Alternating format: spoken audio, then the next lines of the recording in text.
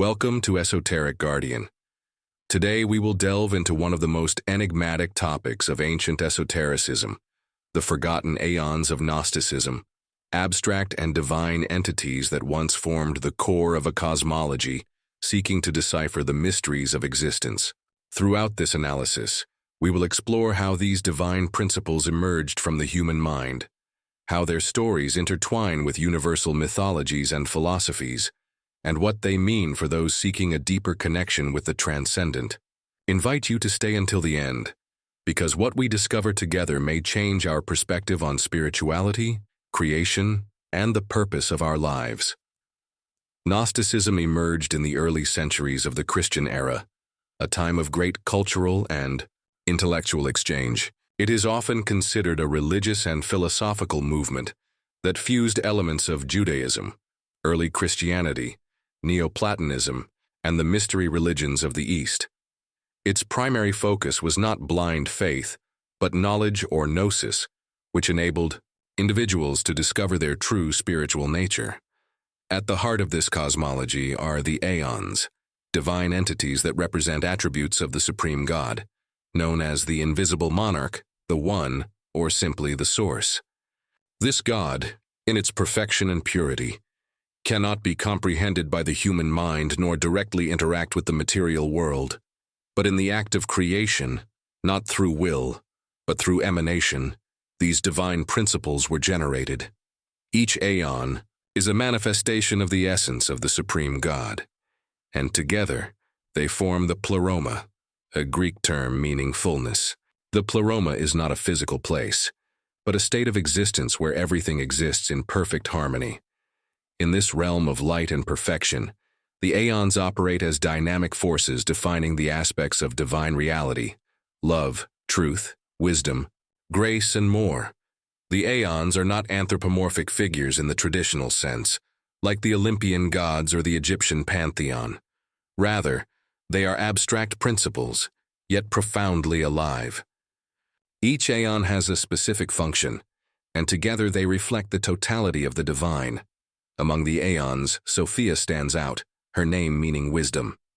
Sophia's story is at the core of Gnostic narratives, symbolizing both the grandeur and fragility of the spiritual cosmos.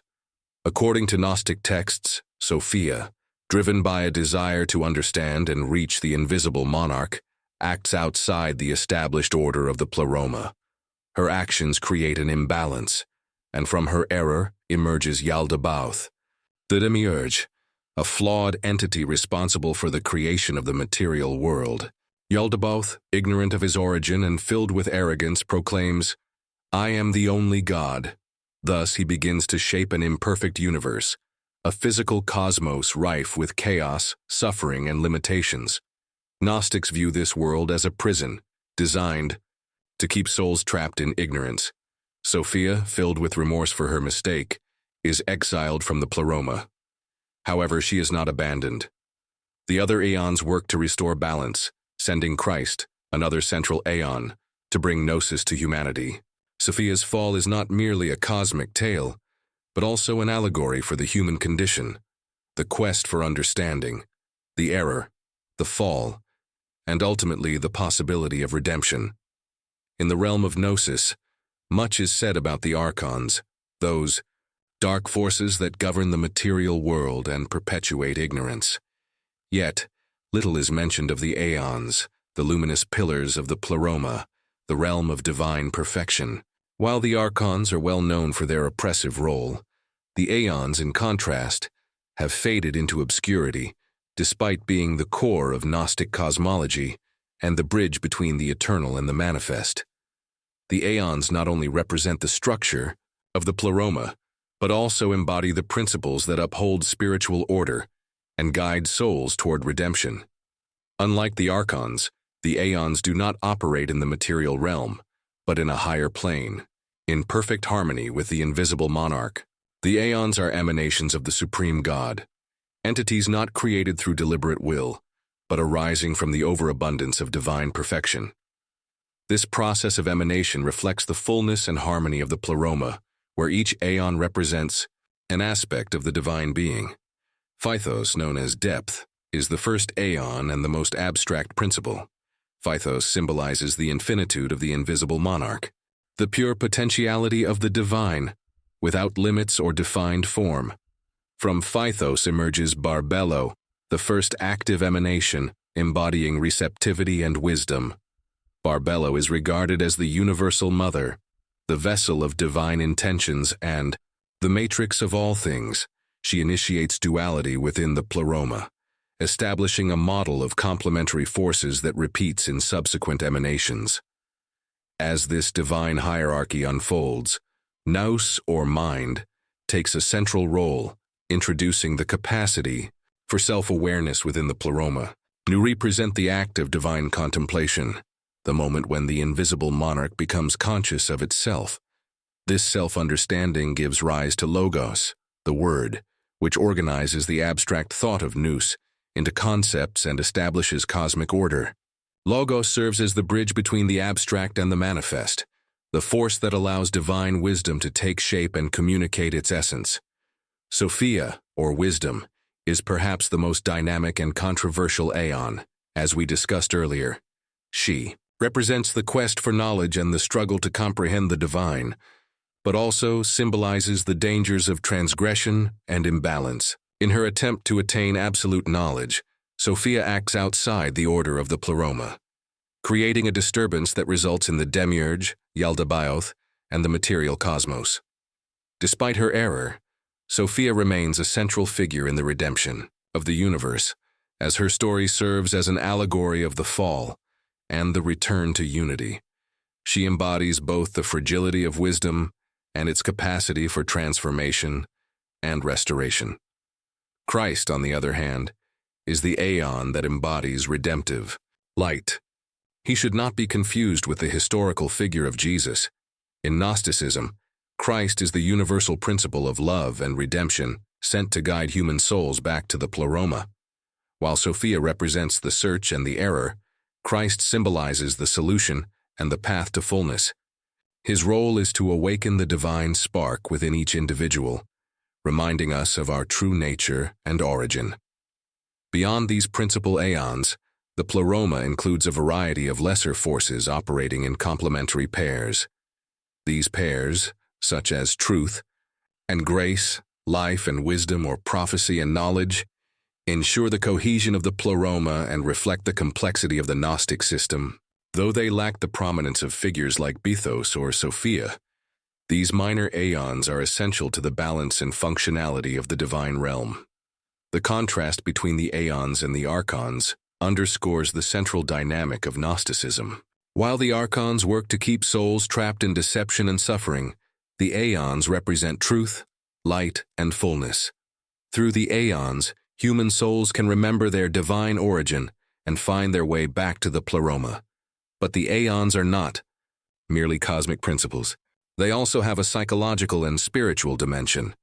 They represent internal archetypes that reflect our own struggles to balance mind, wisdom, and intuition. Logos, for instance, symbolizes our ability to bring order to chaos and find meaning, while Sophia embodies the human drive to seek knowledge, even when that search may lead to error. The dichotomy between the aeons and the archons in classical Gnosticism resonates profoundly in the modern world, where challenges such as alienation, control, and the search for purpose are more relevant than ever. The aeons, as forces of enlightenment and fullness, symbolize the transcendent aspects of human nature, striving for spiritual connection and inner balance. Conversely, the archons, as forces of oppression and deception, represent not only external systems of control, but also internal patterns that perpetuate disconnection and ignorance. In this context, Gnostic cosmology can be reinterpreted as a powerful tool for self-awareness and resistance against the dynamics that distance us from our essence. In modernity, the archons manifest tangibly through the social, technological, and cultural structures that dominate daily life. John Lamb Lash, in Not in His Image, describes the archons as parasitic forces acting through systems designed to exploit human attention. Lash argues that advanced technologies, social media, and economic systems, rather than liberating individuals, often trap them in cycles of dependence and distraction. For instance, the attention economy, which commodifies human interaction, perfectly reflects our archontic dynamics. By diverting people's focus to trivialities, it perpetuates a state of disconnection from the spiritual and essential. In contrast, the aeons can be reinterpreted as guiding principles that lead individuals toward enlightenment and personal fulfillment. Carl Jung, in his theory of the collective unconscious, identified archetypes that function as internal guides. In this sense, the aeons can symbolize fundamental values such as wisdom, Sophia, mental clarity, nous. In the modern era, these principles find practical applications in movements aimed at restoring balance between the material and the spiritual, such as mindfulness, contemplative practices, and reconnection with nature. An intriguing theory that combines these dynamics is that of technological spiritual alienation. According to this perspective, proposed by authors like Sherry Turkle in Alone Together, tools designed to connect people are eroding deep relationships and fostering a state of isolation. This dynamic can be seen as a reflection of archontic influence, an external system that exploits human needs for validation and belonging, while alienating individuals from their inner sense of purpose. In response, the aeons serve as reminders that true connection is internal, not external, and that purpose is not found in social validation, but through introspection and self-knowledge. The conflict between aeons and archons can also be interpreted as an internal struggle within the human mind. While the archons cultivate fear, anxiety, and dependency, the aeons represent aspirations for clarity, freedom, and transcendence. The application of Gnostic knowledge in the modern era is also evident in the social sphere. Movements challenging traditional power structures such as critical thought currents in philosophy and sociology often align with aeonic dynamics by questioning systems that perpetuate ignorance and control. In this sense, Gnosticism offers not only a spiritual guide but also a framework for cultural resistance and personal empowerment. Gnostic knowledge teaches us that the struggle between the aeons and the archons is not merely a cosmic drama, but a reflection of the battles we face daily in our minds, hearts, and communities. We live in a world that constantly pushes us toward disconnection, superficiality, and chaos, where modern archons manifesting as distractions, systems of control, and limiting thought patterns work to keep us trapped in the illusion that we are less than what we truly are. But the message of the aeons is clear and profoundly hopeful. Within us resides a spark of light, a direct connection to the eternal, the transcendent, and the authentic. In the modern era, where distractions abound and time for introspection seems scarce, remembering the aeons is to remember our power to choose to question external influences, to seek meaning beyond the material, and to connect with the inner forces that inspire us to grow, transcend, and contribute to a more enlightened world. If you've made it this far, you've already taken a step toward that connection. And if you'd like to continue exploring these ideas and diving deeper into esoteric knowledge, don't forget to like this video and subscribe to the channel. Together, we can keep unveiling hidden mysteries and learning how to apply them in our everyday lives. Remember, the journey toward the light always begins with a small awakening. See you in the next episode.